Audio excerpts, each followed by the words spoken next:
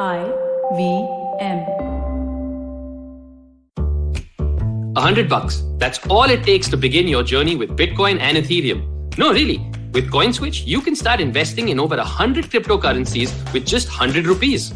On top of that, there are zero charges for deposits and withdrawals, so you can trade, buy, sell, however and whenever you want. All of this, plus their extremely intuitive interface, makes CoinSwitch the perfect app for beginners in the crypto space. But don't take my word for it. Just download CoinSwitch for free and try it out for yourself. If you'd like more information on cryptocurrencies, tune into a show about crypto with me, Rohan Joshi, my new adventure on IVM podcasts. CoinSwitch, kuch to badlega.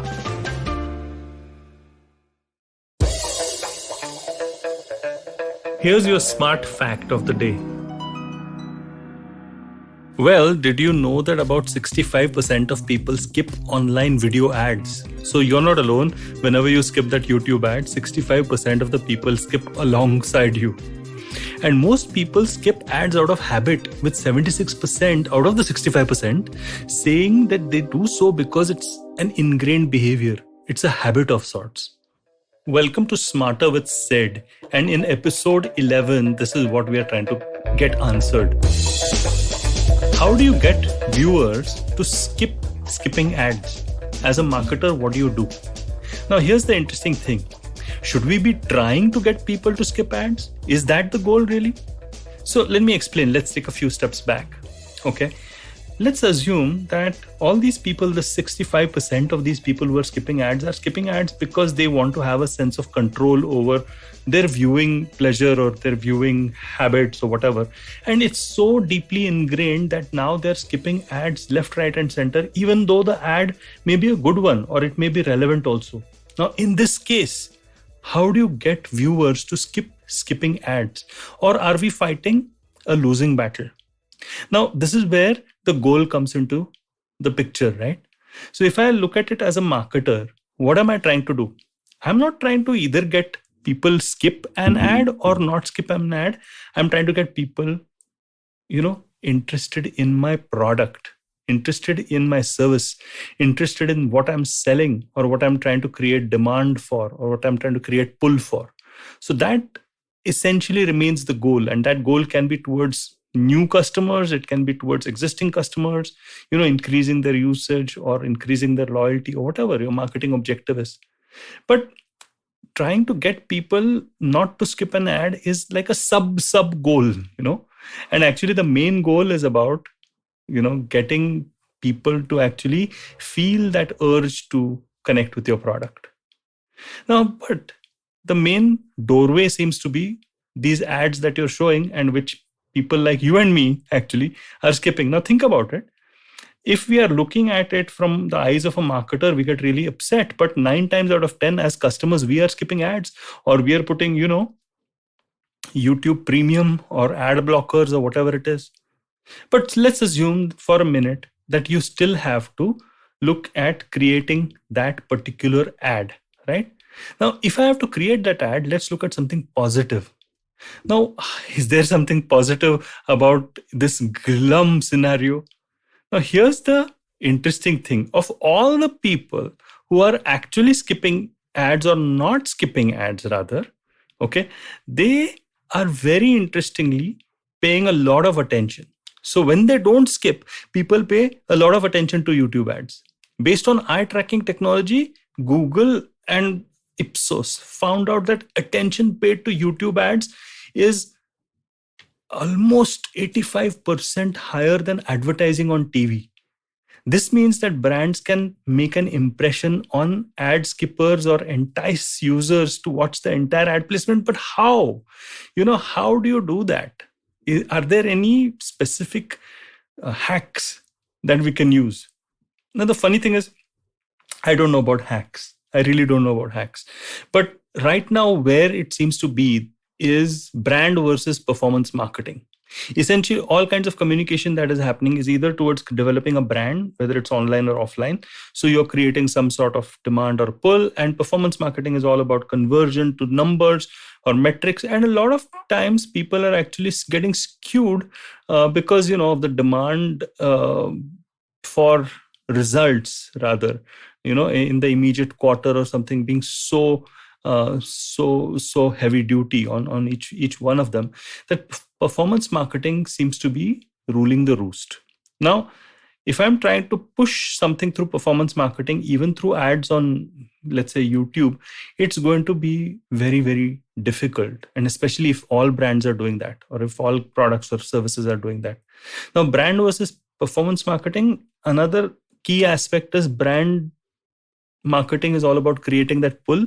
Performance marketing is, pushing, getting that customer to take that last step towards conversion.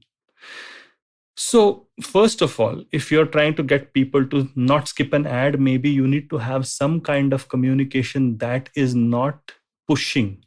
Now, that's easier said than done. And, even if you are creating a brand oriented piece of communication, what I've noticed is that most brand stories suck nowadays because people are still skipping ads. I mean, the 65% number is not coming out of a hat, isn't it? And even if, let's assume that half of it is towards performance marketing, or even more than, it's still, there will be some brand communication, brand oriented communication, which is sucking big time because people are still skipping it. Now, you might end up saying, look, listen, brand oriented communication I might see once, but if that same ad is being served again and again to me, then I will skip it because I've seen it, I've enjoyed it, that ad has had an impact on me, and it has created that awareness, and it has created that demand and stuff like that. But to be honest, if it is targeting you again and again, that means somewhere targeting is also going awry. I think one of the biggest hidden problems as far as both brand as well as performance marketing is concerned is that perhaps targeting is not very well done. And the reason why targeting is not very well done is because we are trying to spray and pray. We're trying to connect to so many segments at the same time with the same ad. And therefore, we are probably even trying to create the same ad or push the same ad that we have created for television on YouTube. Now, all of these make our brand stories suck. Okay. And targeting becomes extremely important for us, because targeting means that the story that you're creating is actually meaning something to some segment. So that perhaps is a very straightforward hack. But here's another interesting hack. Most of the times, whenever I'm skipping an ad, I'm very consciously getting to the entertainment, is what I used to think. But now I'm beginning to understand that it is now ingrained in me as a habit. So in order for me to change what is habitual, okay, and something that is repetitive, I need a certain kick in my emotions. Now, when we say emotions, it need not necessarily mean feel good emotions. It can be feel bad emotions. It can be fear. It can be, sheer fright. It can be anger. It can be curiosity, whatever the emotion is. And emotion reaches a different part of your brain, the limbic system, which allows a brand story to acquire a certain level of meaning.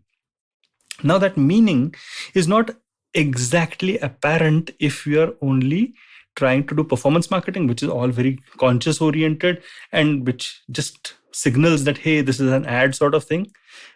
But an ad which is not necessarily signaling that it is an ad and connecting to your emotions, not in a very, maudlin or very old world way, but in a very new world, raw, genuine way. And that's why obviously it is difficult. And that's why targeting is so important, because what is genuine to one segment may not necessarily mean something to another segment. That is how you connect to the emotions though. And that is how you keep your engagement high. In fact, there is a wonderful bacon ad. I forget the brand. Okay, now that's a travesty, because once you forget a brand, that means that, okay, they've sold the category, not the brand. But it was a beautiful, beautiful piece of communication, because what it said was that, skip this ad once you think that the bacon is fried enough. And they showed a frying pan on which a piece of bacon was being fried. And genuinely, you are incentivized not to skip the ad because there is something that is engaging.